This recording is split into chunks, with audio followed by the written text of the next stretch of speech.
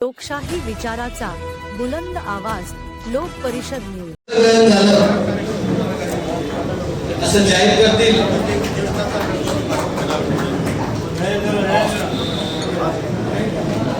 काँग्रेस पक्षाचा किरण भैया आप आगे बढ़ो, हम तुम्हारे साथ हैं। अकरम भैया आप आगे बढ़ो, हम तुम्हारे साथ हैं। अकरम भैया आगे बढ़ो, हम तुम्हारे साथ हैं। अकरम भैया आगे बढ़ो, हम तुम्हारे साथ हैं। कार्यक्रम अजून संपलेला नाहीये। स्वागत सत्कार कुणाचेही स्वीकारले जाणार, परंतु तुमच्या सोबत असणारे जे लोक आहेत तेवढे कट्टर कोर आणि एकदम प्रामाणिक ते तुम्ही निवडले कसे? तर फिडल कॅस्ट्रोने त्या पत्रकाराला दिलेलं उत्तर असं होतं की हे मी निवडले नाहीये, हे माझा जो खरा दुश्मन आहे अमेरिका, CIA आणि पाकिस्तान निवडलेले। त्याचं उदाहरण त्यांनी दिलं, अमेरिकेचा एवढा प्रभाव आहे की अर्धे लोक मॅनेज होतात, बाकी पाकिस्तान घाबरून अर्धे लोक सोडून जातात। जे माझ्यासोबत उरतात त्याच्यातल्या बऱ्याच जणांना गोळ्या पडतात, काही मरतात आणि जे जिवंत आहेत ते माझ्यासोबतचे 7 ते 8 जण महाराष्ट्र प्रदेश काँग्रेस कमिटीवर सचिव म्हणून, सरचिटणीस म्हणून, उपाध्यक्ष म्हणून आहेत। आता सांस्कृतिक विभागाचे कार्याध्यक्ष म्हणून आमचे मित्र मार्गदर्शक राजेशजी मुंडे यांना ते पद मिळालेलं आहे।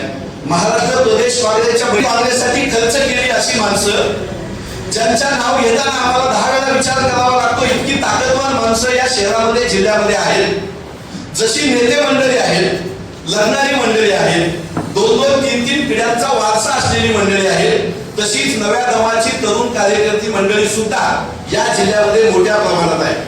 कुठं मोहित जाधव दिसत नाही, आलाय का मोहित जाधव? मोहित आहे आमचा इथं गरज पाटील बसलेले होते, आता आहेत का? तिकडे बाहेर आमचे जुने जाणते अफजलबाई बसलेले आहेत, आमच्या हेमाताई बसलेल्या आहेत, तायडेताई बसलेले आहेत, माझी बहीण महिला काँग्रेसची शहराध्यक्ष दीक्षा इथं बसलेली आहे, आमची सगळी तरुण मंडळी इथं संभाजी काटे आमचे पहिल्या लाईन मध्ये बसलेले। जी नेता नाहीयेत, ज्यांना मोठा वारसा नाही, ज्यांच्याकडे संसाधन नाहीत, अशी तरुण मंडळी सुद्धा संभाजीनगर औरंगाबाद जिल्ह्यामध्ये शहरामध्ये मोठ्या प्रमाणात आहे। त्यामुळे जुन्या जाणत्या नेत्यांचं मार्गदर्शन, त्यांचं नेतृत्व, कल्याण काळे साहेबांसारखं खासदार असलेलं नेतृत्व आणि अकरमभाई सारखे आणि किरणभाई सारखे ज्यांच्याकडे आता या जिल्ह्याची आणि शहराची कॅप्टनशिप दिलेली आहे, नेतृत्व दिलेलं आहे, असं सगळं असताना या शहरामध्ये काँग्रेस कमकुवत आहे किंवा या जिल्ह्यामध्ये काँग्रेस संघटन नाही असं म्हणण्याचं धाडस माझ्यासारख्या कार्यकर्त्याला होत नाही। फारुकी साहेबांनी सांगितलं ती परिस्थिती लातूर मध्ये असेल, सोलापूर मध्ये, नांदेड मध्ये असेल, माझ्या धाराशिव जिल्ह्यामध्ये असेल, जिथं आपले खासदार आहेत, मोठे नेते आहेत, तिथंही संघटनात्मक पातळीवर आपण कमी पडतो अशी कार्यकर्त्यांची तक्रार असते।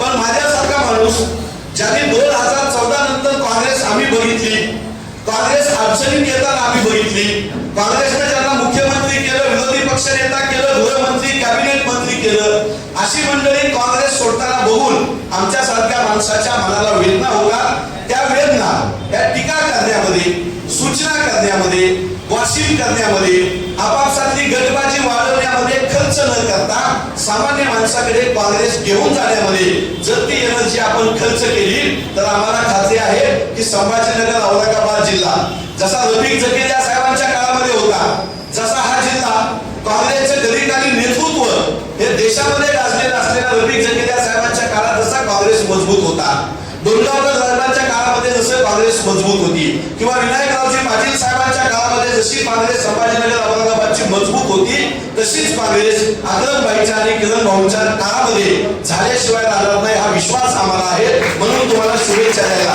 कांग्रेस के लिए बहुत बड़ी चुनौती है शहर में। एक तरफ जमायत मजबूत है, दूसरी तरफ इस्लाम पार्टी का आगमन यहाँ पर हुआ है। ऐसी परिस्थिति में, संकट काल में जो है आपके कंधे पर कांग्रेस ने शहर अध्यक्ष पद की जो है जिम्मेदारी दी है, आपको क्या लगती है चुनौती? ऐसा पहले इस शहर में, इस शहर के सभी लोगों ने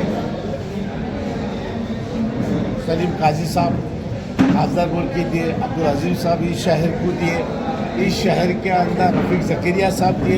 इस शहर के अंदर, इस शहर से अगर से इतने प्रतिनिधि ने अगर कोई ने काम किया होगा तो आप अगर से वो काम की दर्जा देके जाए, इस शहर के अंदर ये पैठन जो पाइपलाइन है वो रफीक ज़करिया साहब ने लाई हुई है।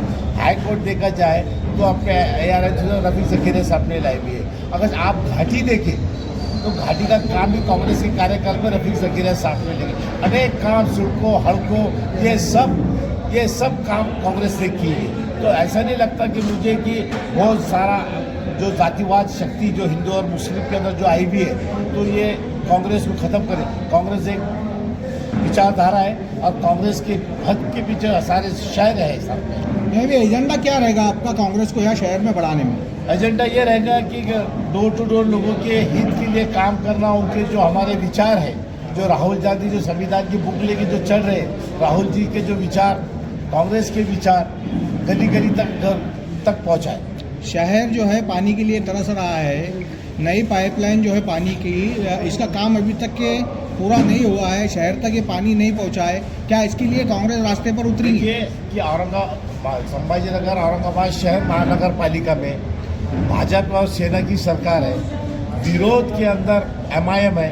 आपको कौन सा ऐसा लगा कि दोनों A और B टीम विरोध वाले हैं? यहाँ आपको लगा कि एक तरफ से MIM है जो कि भाजपा की B टीम है। ना विरोध है ना लोग के हित के काम वो कर रहे हैं। जो विरोध होना चाहिए कि महानगर पालिका के अंदर या महापौर के उस पर, तो ये तो एक कुर्सी पर बैठ के काम कर रहे हैं। जो शाहजहां के जो हॉकर्स थे, बीच सड़क पर बेचारे रोजी रोटी कमाते थे हाथ गाड़ी लगा के, उनको भी यहाँ से हटा दिया गया। हमारा एक ही बोलना पड़ेगा कि जो महापौर और यहाँ के जो महानगर पालिका के कमिश्नर है, उन्होंने हॉकर जोन बना के गोर गरीबों का जो काम जो यहाँ से हटाए। तो एक गांधी भवन था, बोल के गांधी भवन के सारे सब लोग यहाँ थे। ये महानगर पालिका अति जातिवाद के काम जो महानगर पालिका कर रही है, अच्छा नहीं कर रही। उनके लिए एक हॉकर जोन बनाना चाहिए और उनको हॉकर जोन बना के उनको सबको शिफ्ट करना चाहिए। नहीं, उनके लिए रास्ते पे उतरेंगे आप? वो MIM की तरफ गया, अभी और इस्लामिक पार्टी आई है, कैसे देखते इसके तरफ? देखो